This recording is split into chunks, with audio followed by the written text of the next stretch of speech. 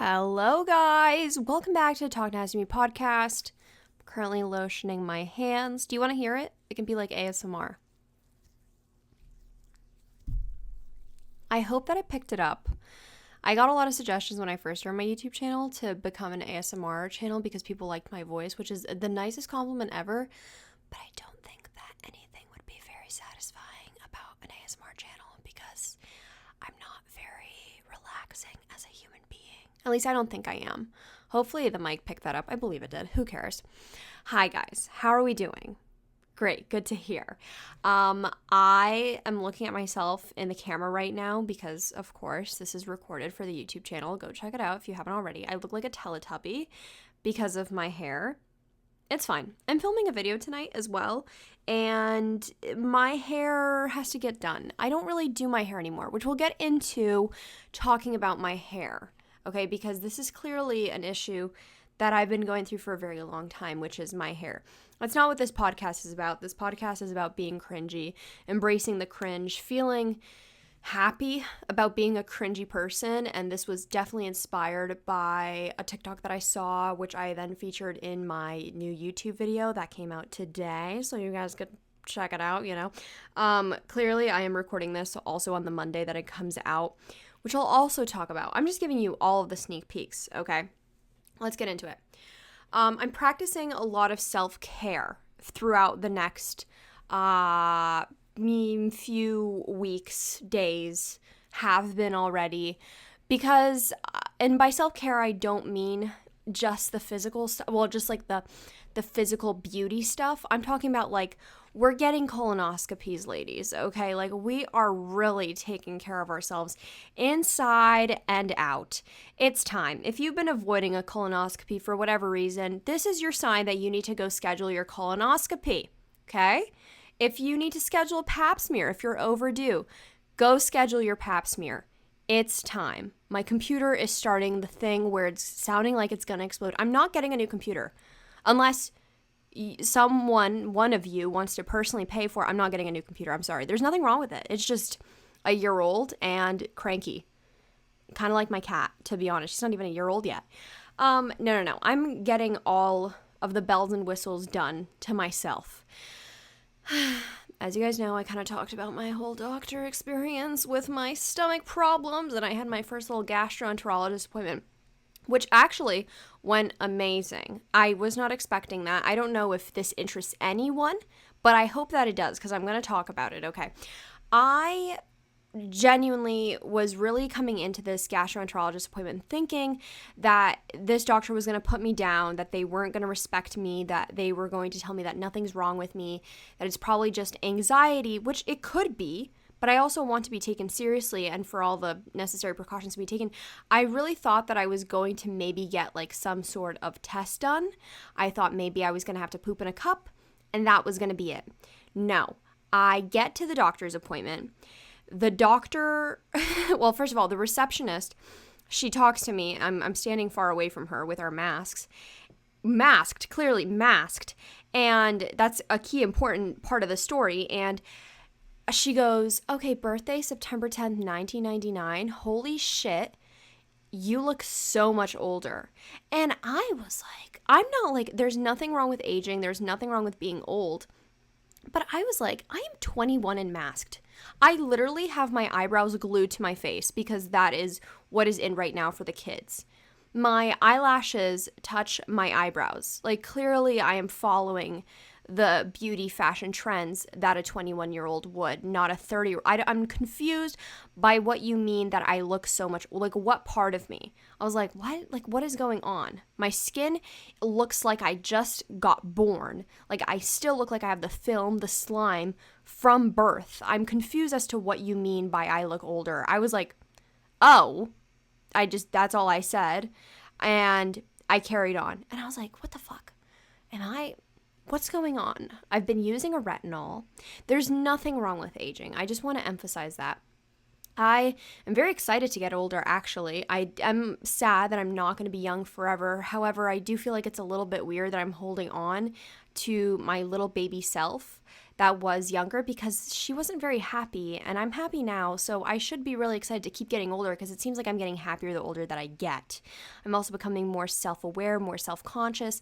I can't wait until I fall into the state of consciousness that I need to be, because right now I'm low-key on autopilot, but I am happy. But I can't wait until I get older and then one day I'm like 25 in driving to the grocery store and I reach full consciousness because like my frontal lobe is developed. So it's okay. If she called me old, she just thinks that my frontal lobe is developed, or that it looks like it is, at least, which is very kind of her. I get seen by the nurse at first. She writes down all of my symptoms.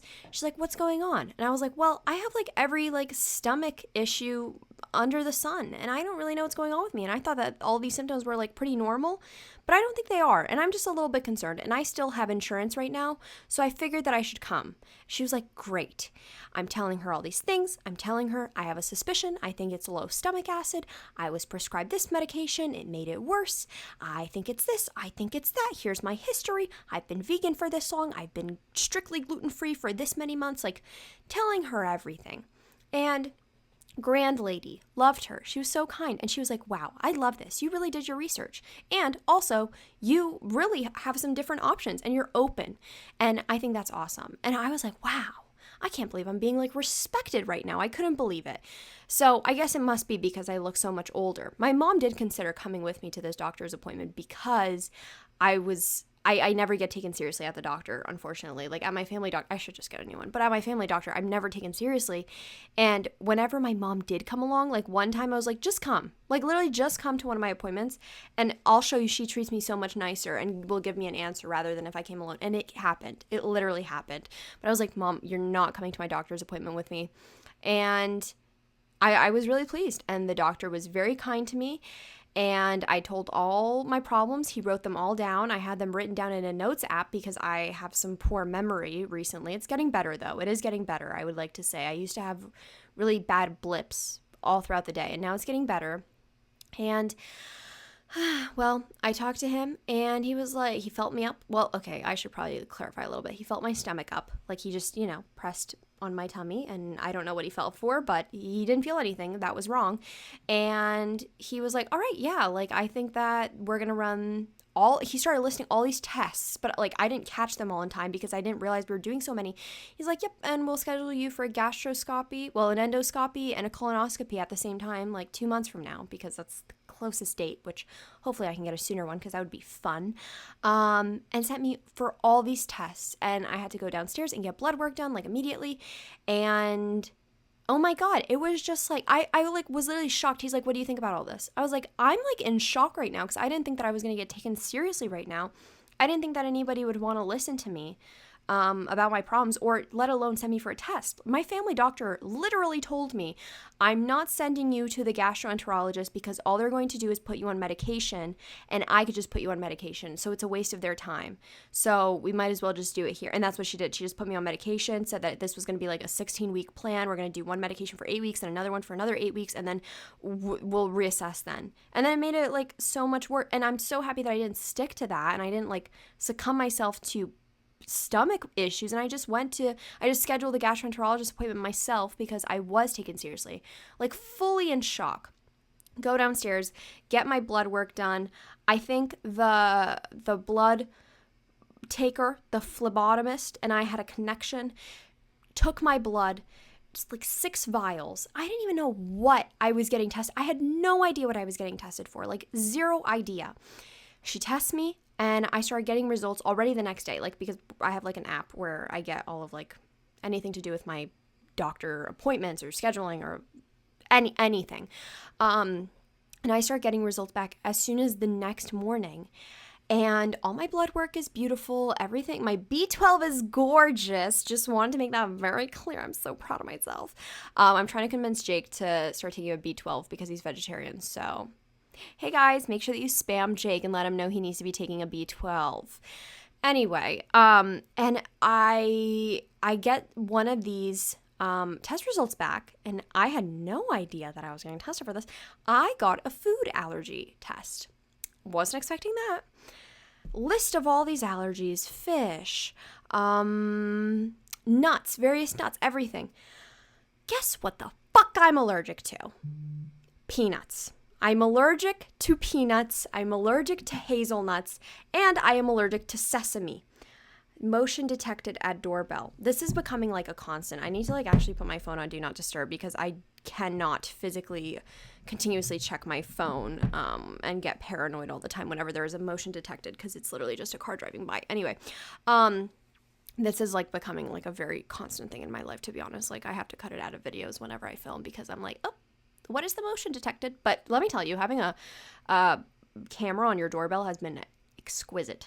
I love it. I got really stressed out in the beginning, but now it's much better. Yes. So I'm allergic to peanuts, hazelnuts, and sesame, which was a huge shock to me because whenever I would tell people what I'm allergic to, because I actually just have a long list of food sensitivities, whenever I would tell people what I'm allergic to, I just say allergies because it's just much easier to explain. But I would always tell people like, oh yeah, I'm allergic to like everything except peanuts. Can you believe it? Because that's like one of the most common allergies. And I always felt superior because I wasn't allergic to peanuts. And nothing has ever happened to me with peanuts. And now it is. I was like, what? This is kind of really bad news because for multiple reasons. I mean, like being a vegan, peanut butter is a big staple in a lot of vegan and vegetarians' diets or any type of nut butters, as well as hazelnut. Not really a big deal. I don't have Nutella because it has milk in it. I don't have anything with hazelnuts really often, ever. Not a big deal. Sesame makes complete sense. Every single time I cooked with sesame oil, I felt like shit. I would get a migraine every single time I cooked with sesame oil, so it made complete sense. Peanuts, though. So anyway, the doctor like calls me almost immediately as soon as I get the results back. And it was the nurse. And she calls me and she's like, hi, I just got your test results in. Can you talk for a second? I was like, yeah. She goes, you're allergic to peanuts, hazelnuts, and sesame. Don't eat them. I was like, okay, you got it, lady. Yeah, I could get anaphylaxis. Like my throat could literally close up at any moment if I decide to eat a peanut. What? It's never happened to me before, thank God. But they said that this is just one of those allergies that a lot of people don't know that they have it because it's not a severe one like some people who can't even be in the same room as peanuts. I had no idea prior to this. I never got tested for this in my life, so there was no way of me knowing. However, if I continuously were to eat peanuts every single day, peanut butter, things with peanuts in it, my throat could close up. Like anaphylaxis is what would happen to me, especially with hazelnuts because that one is really high. And I am just like in total shock about this because it's just coming out of left field. So anyway, that's been fine. I like cleared out my pantry and I got rid of like all of the peanut butters that I had in there and I like, took some unopened ones to the food bank. But yeah, that's been nice to learn that I am now allergic to a huge staple that used to be in my diet back when I was a little gym girl. I would constantly have peanut butter with everything. I was like one of those people who was like, I love peanut butter. Fuck, peanut butter shooting out of my asshole. I love peanut butter so much. Gains, baby. And like now it's just kind of like, I ate it so much. I'm kind of sick of it. So kind of grateful that it happened now and not back then because I'm all peanut buttered out. Sesame can go fuck itself. And now I can stop buying the everything but the bagel seasoning and pretending that I really like it because like it was okay, but to pay that much money, ugh. So thank God that's done and over with. No more tahini though. No more store-bought hummus though. It's fine. I'll make my own. But that's my little update on that fiasco because I know some people were asking for an update and want to know. Anyway, if you were thinking about going to a gastroenterologist, go. You might get more tests than you were anticipating. I got tested for celiac disease. I'm negative. Woohoo! But I now do have to get a camera shoved up my ass and down my throat at the same time so I can be a little human shish kebab, and I won't stop saying that, no. And I can't wait. I can't wait for when it happens. I will be vlogging it. You fucking bet I'm going to be vlogging it because how fun would that be? I would love to see a colonoscopy vlog if someone were to make one. So anyway, I'm very open about this whole like problem with my tummy because I know so many people are going through the same thing, and like food allergies and sensitivities are like not talked about as much as I feel like it should be because so many people will go through it And I remember feeling extremely alone when I first got told in the 8th grade that I had all of these food sensitivities and I couldn't eat them anymore. And I felt, well, that was all 8th grade. That was, how many years is that? That's like 8 years ago. Yeah, like 8 years ago. When I got told, I felt so like alone because mainly there wasn't any food for me to eat anywhere in public. So when that was like the time that all me and my friends would start going out and like doing things, and I wasn't able to participate in any of it because if I did, I had to get like salad or fries and like maybe, and like it was very annoying because it just like restaurants weren't very like aware of this kind of stuff. Now I barely like even like go to restaurants, and if I do, it's like strictly like vegan places that have gluten-free options because that's like my best bet. And going to the grocery store was like hell because I didn't know what to buy. There wasn't nearly as many options. The only types of milk out there were like soy and some almond, but like only at select stores.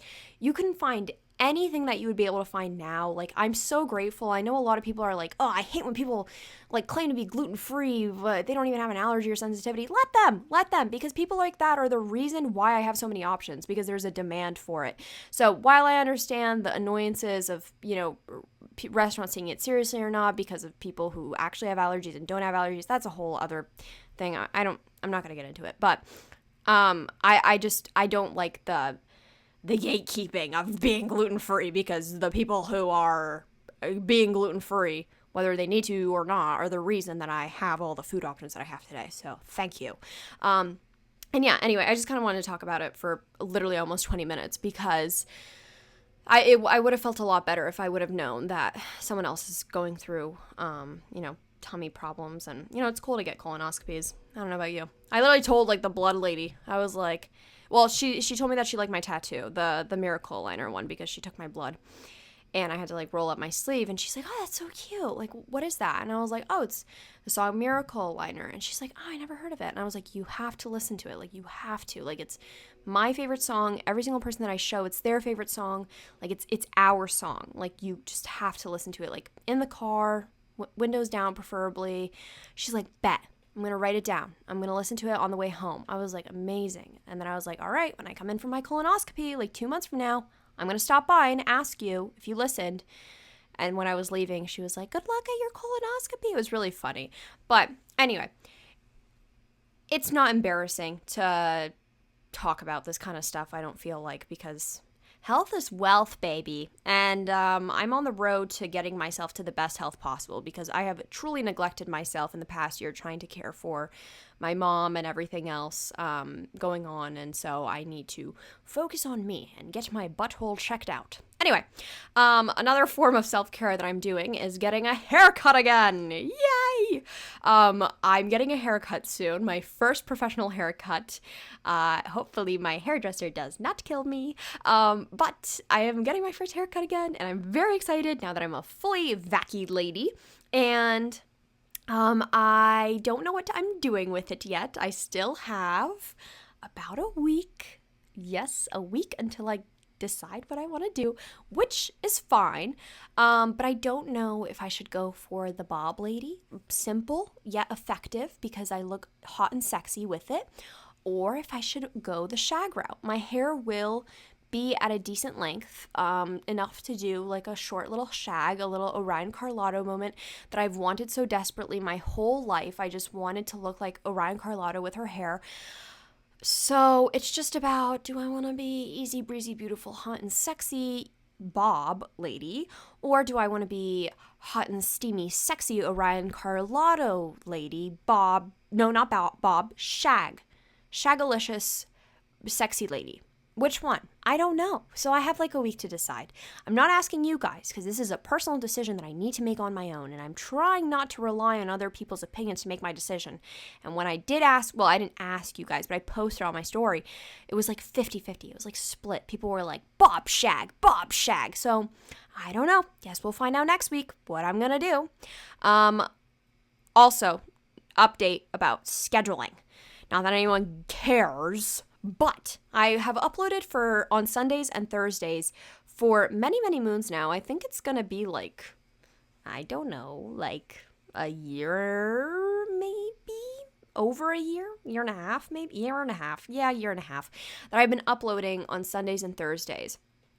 Awesome, fun, whatever.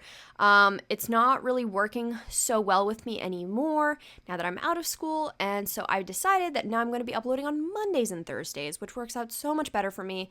I have tried different like scheduling, but that's the thing about being a YouTuber is that no one's going to make a schedule for you. Like you have to make it yourself, and you have to hold yourself accountable. Whereas like when you're in college or like high school, like everything is mapped out, planned for you. So I have sat down multiple times. I usually need help from other people to like get like a clear view on like what's going to work and what doesn't. I've tried multiple different things. I've gotten suggestions from multiple different people and nothing ever stuck with me. But I think this one's going to work because it's working really well so far. Currently on day 1. So I think it's working well for me. And when I mean by like a schedule, like for anyone who cares about like the behind the scenes stuff, I need to be prepared when it comes to like editing and stuff so that I'm not driving myself crazy and editing the morning of or late the night before. I need to be a little bit more prepared when I'm like filming stuff. So if I have like a brand deal or perhaps like if I know a video needs multiple parts to be filmed, like I need to be a little bit more organized with that.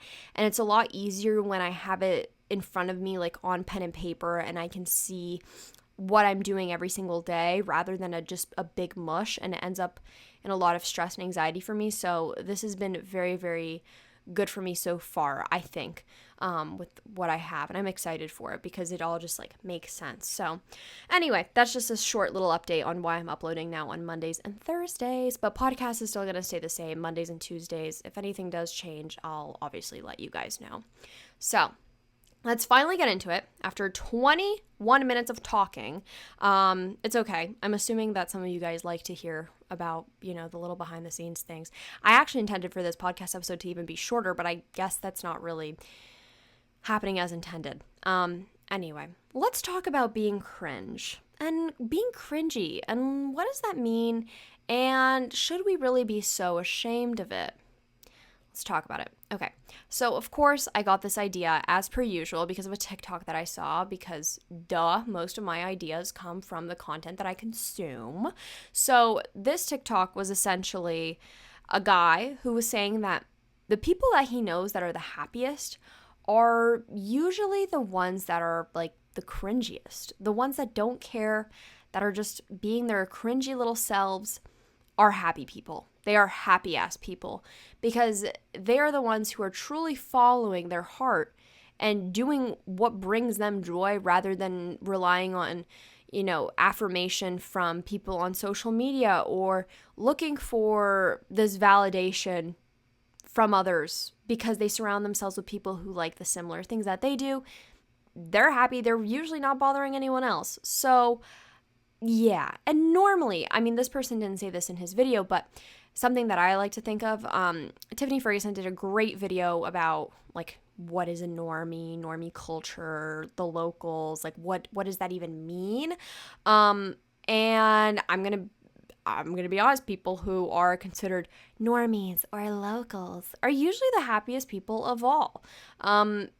And this is really okay. I saw this one TikTok as well yesterday. It was a girl who was saying that she was going through like a really bad depressive episode and she felt it creeping on. So what did she do? She put on a little she called it a little like normie diet, like no what does she call? I don't want to be mean. She called it like a little normie white girl outfit. And she's just going to go for like a smoothie or something, like something that the normie girls do. And it's going to give her serotonin. And it probably did. And by a normie outfit, I mean like it's just a basic outfit. It's just not an alternative outfit or whatever.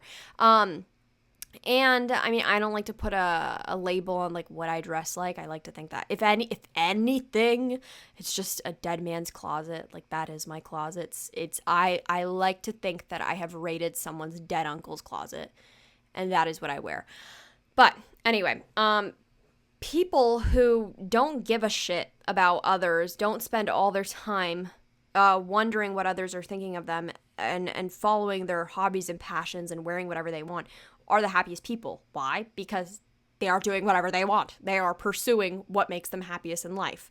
And sometimes that requires being a little bit cringe. But who came up with the term cringe? What is cringy? Being cringy is just a word that people, I'm not going to Google it for you guys. You guys know what cringy means. Being cringy was created by people to put others down for doing something that is embarrassing. But what is usually like called cringe? You know what I mean? Like, it's the weirdest shit. Like, existing is now cringe to some people. Isn't that crazy? Isn't that literally ridiculous? Someone right now could be thinking that me making this podcast is cringy. Okay. I got a comment on a video recently. Of course, it was a Strokes song. It was The Adults Are Talking, which is probably like their most popular song right now because of TikTok. And I was just playing it and I was like, this song makes me feel things. I love it. Climb Inside My Walls, Julian Casablancas. And I got a comment basically ripping on me for being cringy. This person tagged their friend, probably thinking that I wouldn't see it, and tagged their friend and was like, it's so cringe that she said that she like likes the song. Like, there's so many other good songs. And then their friend was like, yeah, right? Like, that's so cringy, whatever. I don't take that kind of, like, I don't get offended anymore. I have gotten hell of comments, okay? Like, my comment section the last few months has been so bad that there is nothing that could faze me at this point. I can take rude ass comments against my looks, comments against every part of me. I won't stand for threats. I will not accept that. I won't stand for sexual harassment, but I don't give a shit. Someone made a Depop page, a Depop account called Shane Knows Nicole Raffy's Fat. And then sent me a DM on Depop saying, we know you're fat. As if it's like, first of all, fat is not an insult. I promise I'll get to my original point. I know I usually get off topic, but fat is not an insult to begin with. There's nothing wrong with being fat, so that's one of the first reasons I'm not offended by that. Second of all, I don't get offended by people coming at my looks. Third of all, why did you say you know I'm fat? You know what I mean? Like, why did this person use those choice of words rather than being like, I think you're fat or you're fat? They made their whole brand being like, Shane, whoever you are, Shane, knows you're fat. And then the DM was like, we know you're fat. And then I was like, why does this person, how do they know? You know what I mean? What is up with the whole knowing thing? It's kind of weird. I can understand why someone may think, or why people may think that I'm heavier than I am. Because I reflected and I looked at my Instagram page and I was looking through my photos and I was like, wow, I don't have any photos of my body. And I have not posted a single photo of my body in, I think, at least a few months to a year. And that's just me in general. I just don't really post photos of how I look. Nothing to do with insecurity. I just don't. I simply just don't. I'm a face girl. I love my face. My body's cool. I'm neutral about it. So if that's what it is, maybe it's because my face is a little, she's fluffy, yeah. So the whole, as if it's a secret, they're like, we know you're fat. You know what I mean? Interesting. Just an interesting, take. So anyway, next time, don't make a whole Depop account. Don't waste your time. Literally just message me on LinkedIn. You can do that. My LinkedIn is there. I have nothing interesting on there because I don't use it. I was forced to use it in college. All of my professors were like, you need to use LinkedIn. I was like, I'm not using LinkedIn. I hate this so much. I had to make so many projects about designing my LinkedIn profile, messaging all these people on LinkedIn. My professor made it a goal to have 500 plus connections on LinkedIn. I was like, I will never fucking use LinkedIn in my life. And then I never did. I graduated college. I was like, I'm never using this.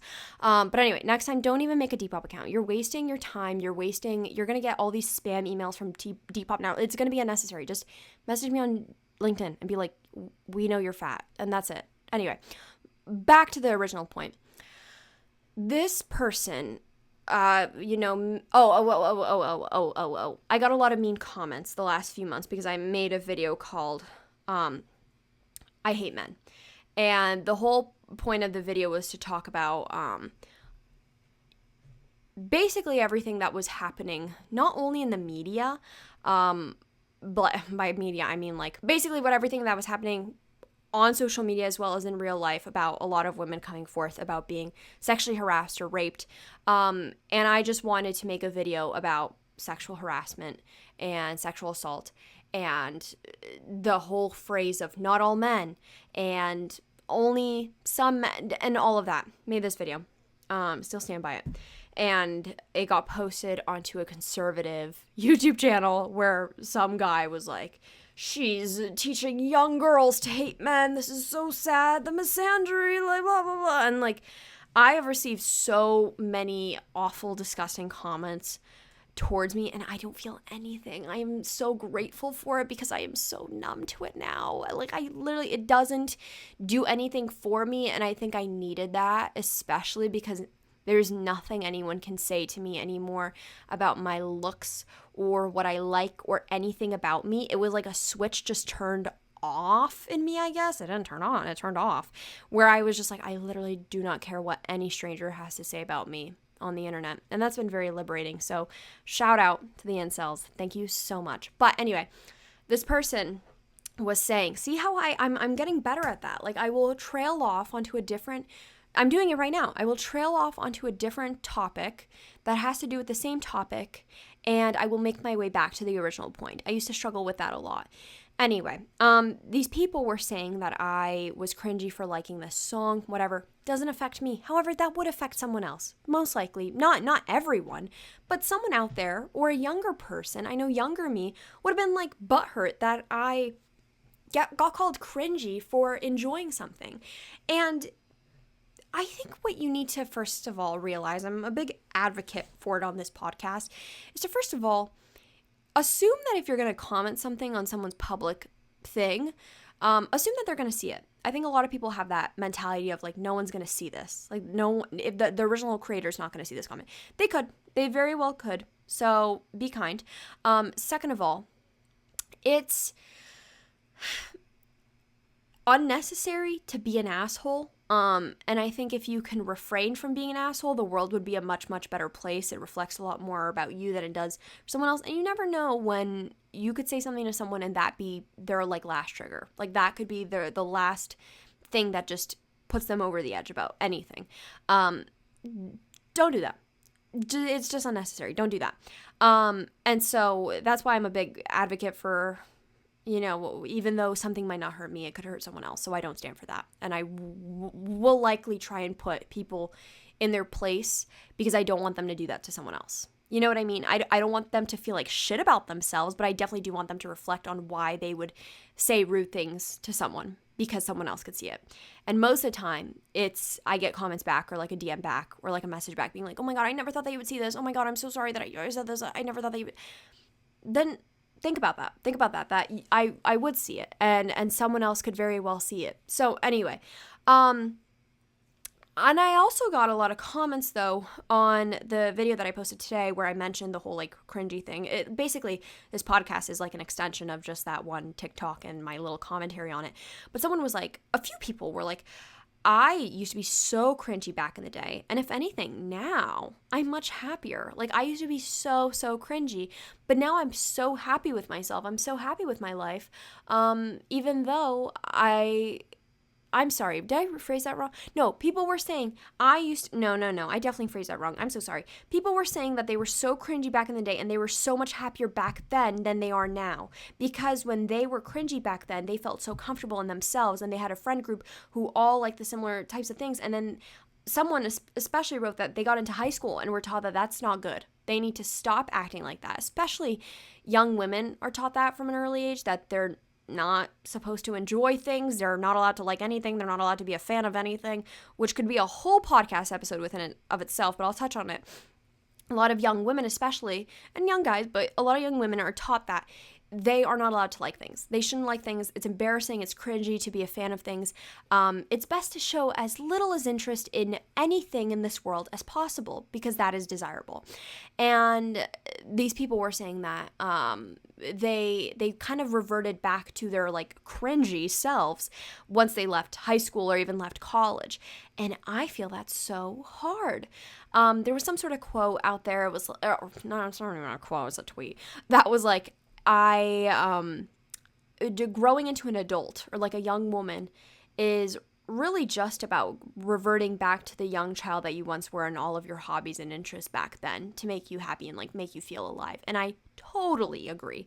All these like little cringy things that were so embarrassing back then, or what they weren't embarrassing, like we just did it, and then we got into like high school or even college or whatever stage of life that you enter that felt like cringy and weird to enjoy things. And then once you get out of that, once you stop feeling the constraints of others, especially those around the same age as you, you suddenly start to feel a lot more free. And I think I was very lucky and blessed to have, YouTube as my career, and that I realized this very quickly because my job is literally being alone. I'm alone all the time. When I say alone, I'm with my family, but I'm alone all the time. The only opinions that I really have are my parents, and they support me through everything. I don't surround myself anymore because I graduated. I don't have to surround myself around people my age. I don't feel judged anymore. I don't do anything that I feel really judged for at all, and it has increased my confidence so much. I don't ever feel cringy or embarrassing anymore. I did. Oh my God. I literally was like friends with someone when I was still in college, up until a few months ago, who made me feel so embarrassed for everything that I did. I would literally like cringe at myself, and like now, if anything, I cringe that I even had a friendship like that. I don't even cringe at like the things that I enjoyed. I was like, why was I so embarrassed to like post anything in fear that this person would see it? That's so strange to me. And that's just really because you're putting yourself, or you're surrounding yourself with all these people who give you these like weird constraints. And when you start to surround yourself with people who do love and cherish you, and even though I'm far away from them, but like my loved ones, like my best friends and my boyfriend and all of my really, really good friends who I surround myself with and, FaceTime with and go on socially distant dates together, like all of that kind of stuff, they're all supportive of me. I don't feel cringy or weird around them. And it's so liberating and freeing, and I hope that a lot of you feel that as well. I think a lot of people have come into themselves, especially during quarantine, because they were able to find themselves, whether that was spending more time online and being able to find different things that interested them, or different styles that interested them, or things that they wanted to like dabble in and look into. But I feel like people have really become into themselves, but it's also kind of brought out the worst in some people, where people are still like rude and mean and nasty towards others for enjoying what they enjoy. Like, I'll give you an example. Today I saw a TikTok. Everything is from TikTok, sorry. I saw this guy basically posted on a Facebook page for college, like introducing himself, because that's like a general thing that you do. You don't have to, but if you're looking for like roommates or potentially even friends, a lot of the outgoing people will post on the Facebook page and be like, hey, this is me, this is what I'm into, I plan on living in this dorm, let me know if you want to be roommates. But usually it's not very in-depth. It's usually like, hi, my name's Michaela, I really like going out, but I also like staying in. Like, I can be really calm. I'm a clean person, but I'm not super clean to the point where I'm like overbearing. Like, I can handle a little bit of mess. I love traveling. I've played softball for the last 7 years. I plan on joining the intramural softball team here.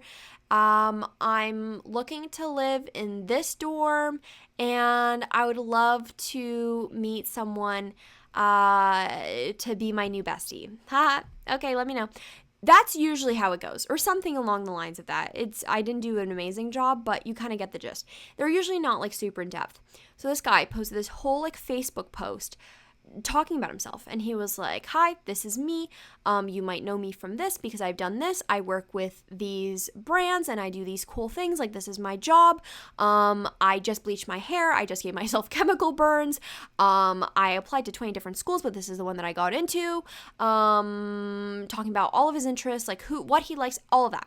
And it's these two girls who are reading this post, and like kind of like mocking him, and just mocking him for this post.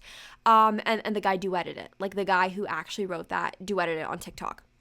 He seems amazing. And you know what? At first, when I was hearing the video, I was like, oh, yeah, this is kind of cringy, I guess, or like whatever. And then I was like, wait, no, it's not. This guy's putting himself out there. What is cringy about that? What is cringy about putting yourself out there, being upfront about what you are like as a person, seeing who relates to you about any of the things that you have listed? Because he has a whole paragraph of things that at least hundreds of people could relate to at least one thing on his list of things that he's into.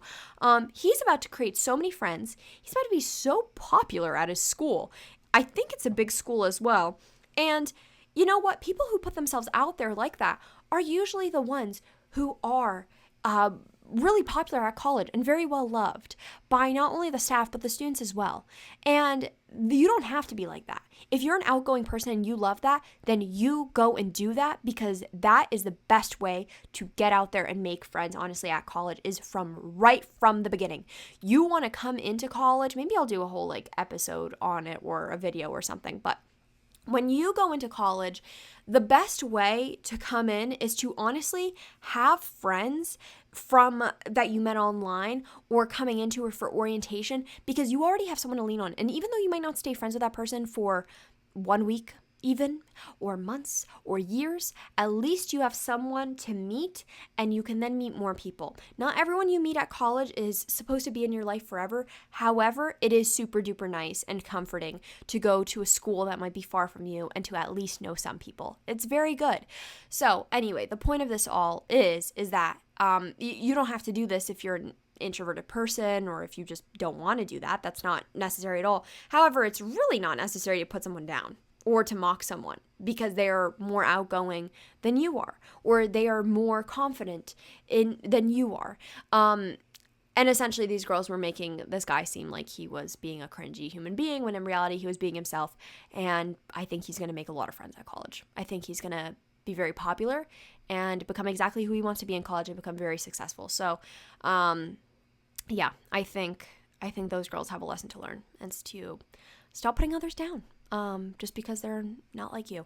Anyway, like I said before, I was kind of talking about how, when I was younger, I was a big fan of different groups or stands of different celebrities or YouTubers. Like, I used to be such a huge FouseyTube fan. I wrote papers about him. I wore my FouseyTube sweatshirt into school. I remember being a big Macklemore fan. That was my very first concert. I was obsessed. I liked certain things, like I liked doing photography. Holy shit, I literally came into high school with 2 YouTube videos on my channel. I was putting myself out there. I kind of was. And I was showing all these interests, and I got into high school. I got into high school, and that quickly got shut down because I was so insecure, and I let it happen. I just let it happen. I remember aspiring to be a more confident human being. I remember not understanding how there are people out there who are just so confident in who they are.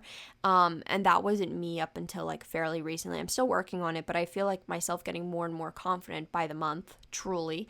But yeah, like these people, it was like, for example, like the football team found my YouTube videos, and because I was so embarrassed, I like went home and like deleted them all.